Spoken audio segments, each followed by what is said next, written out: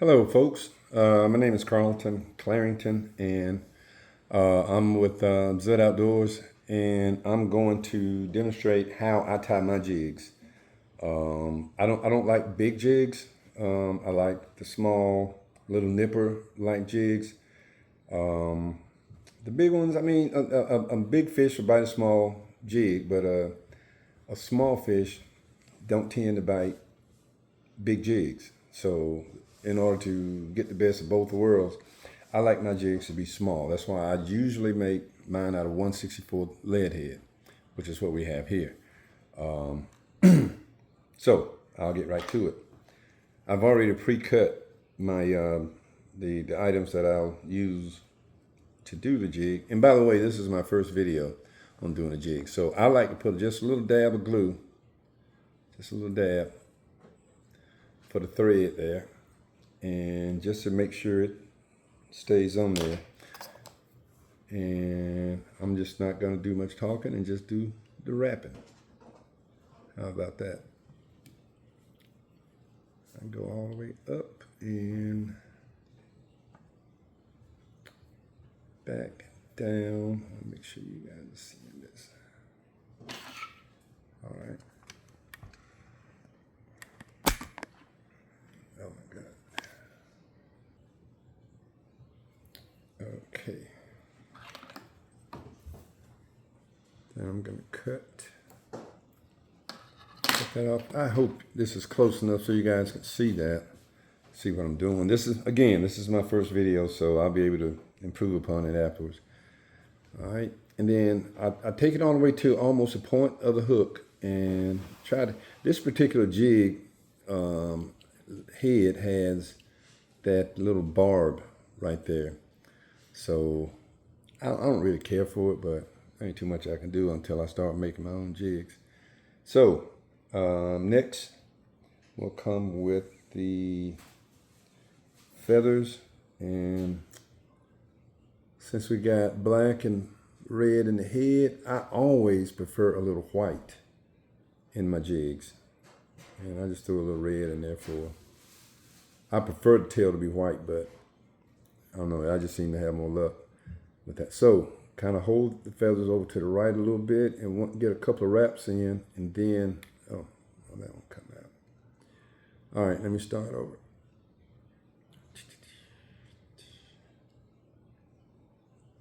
You got to get this part even, or your jig won't track correctly.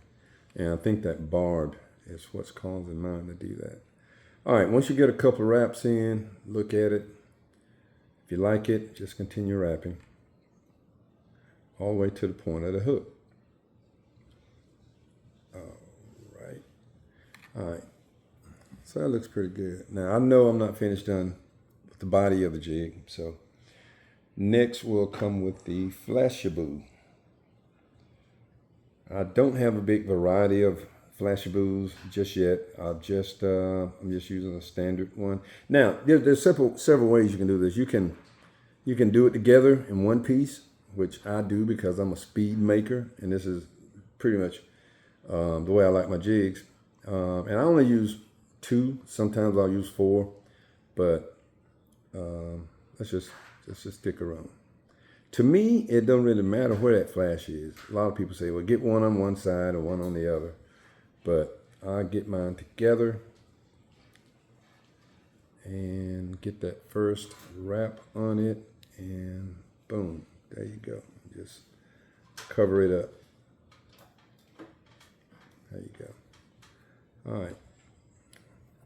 Now we got that done, we can go ahead and fill in the body of the jig.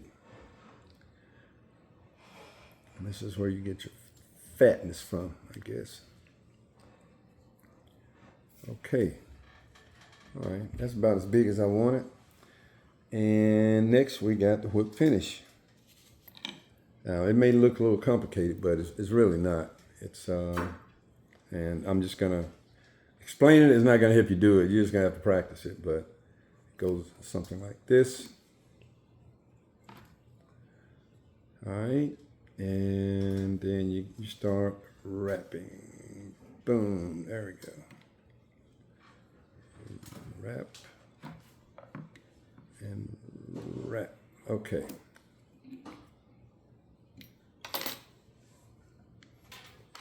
Okay. Let me cut it off there.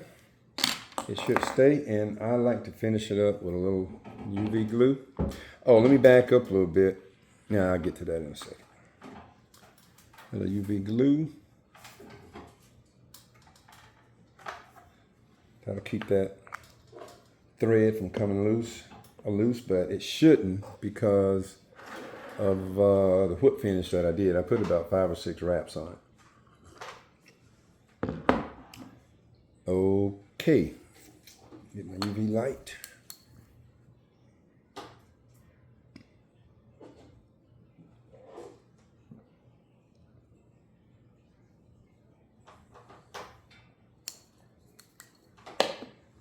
Okay, good and dry. Now, when I said earlier, make sure the Flashaboos are just a little bit longer than the feathers. Those look pretty good. I'll just take a little bit off of that one. But there you have it. Now, I'm going to show you what it looks like when it's wet. But, you know, some of the jigs like this that you buy, the tail won't be as long. I like a longer tail because it gives it more action in the water. So, let me show you what that looks like when it's wet. If you'll give me 1 second. And there she is. Takes no time to make.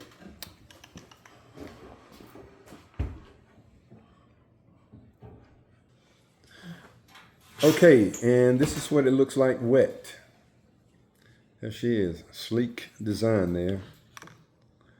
That thing bouncing in the water. I went fishing at Lake Blackshear yesterday in the cold, and they were on or near the bottom. And I used this, and I caught 4 bluegill that were, you know, hand size, and caught about 4 crappie. One nice one, the other ones were not as big, but it was rough fishing out there yesterday. I caught several, I threw back several, but I caught all of them with a jig like this. I caught bluegill and crappie because it's small. It's a small meal, so I think you'll have better success with a jig like this. Now the other ones, I do have other ones that I've made. Let me show you. So you won't think that I only make one kind. I do. I got this one. Also, let's see.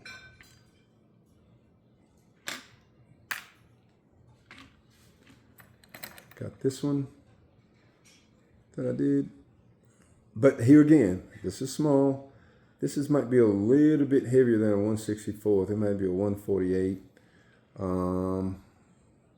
Something close to it, but this is a deadly one also. I like this. See the same consistency with the 2 pieces of Flashaboo. That's a small jig. That jig is small. So there you have it.